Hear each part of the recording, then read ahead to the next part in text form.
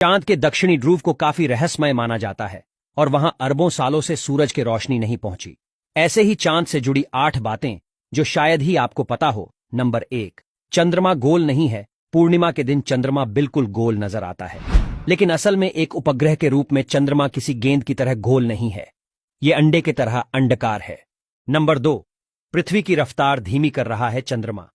जब चंद्रमा पृथ्वी के सबसे करीब होता है तो इसे पेरिग्री कहते हैं। इस दौरान चंद्रमा पृथ्वी की घूर्णन शक्ति भी कम करता है, जिसकी वजह से पृथ्वी हर एक शताब्दी में 1.5 मिलीसेकेंड धीमी होती जा रही है।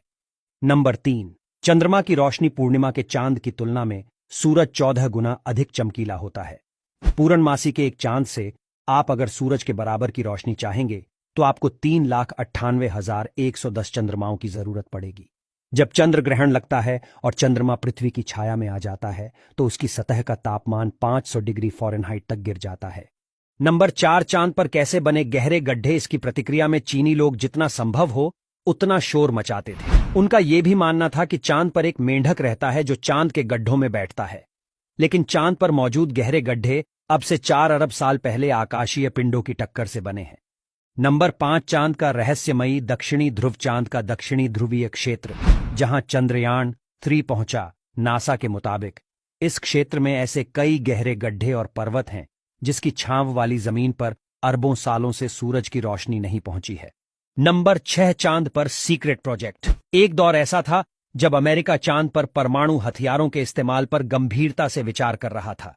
इसका मकसद सोवियत संघ को अमेरिकी सैन्य शक्ति से अवगत कराना था ताकि उसे दबाव में लाया जा सके। इस गुप्त परियोजना का नाम a study on lunar research flights और प्रोजेक्ट 119 था। नंबर 7, ज्वालामुखी विस्फोट का ब्लू मून से कनेक्शन। माना जाता है कि चंद्रमा से जुड़ा ब्लू मून शब्द साल 1883 में इंडोनेशियाई द्वीप क्राकातोआ में हुए ज्वालामुखी विस्फोट की वजह से इस्तेमाल में आया। इसे पृथ्वी के इतिहास के सबसे भीषण ज्वालामुखी विस्फोटों में गिना जाता है। कुछ खबरों के मुताबिक इस धमाके की आवाज पश्चिमी ऑस्ट्रेलिया में स्थित शहर पर्थ, मॉरिशस तक सुनी गई थी। इस विस्फोट के बाद वायुमंडल में इतनी राख फैल गई कि राख भरी रातों में चांद नीला नजर आया। इसके बाद ही इस टर्म की शुरुआत मानी जाती है।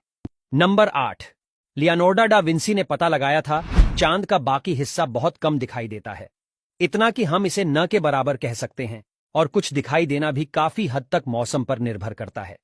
ज्ञात इतिहास में लियोनार्डो डा विंसी पहले ऐसे शख्स थे जिन्होंने ये पता लगाया था कि चंद्रमा सिकुड़ या फैल नहीं रहा है, बल्कि उसका कुछ हिस्सा केवल हमारी निगाहों से ओझल हो जाता है।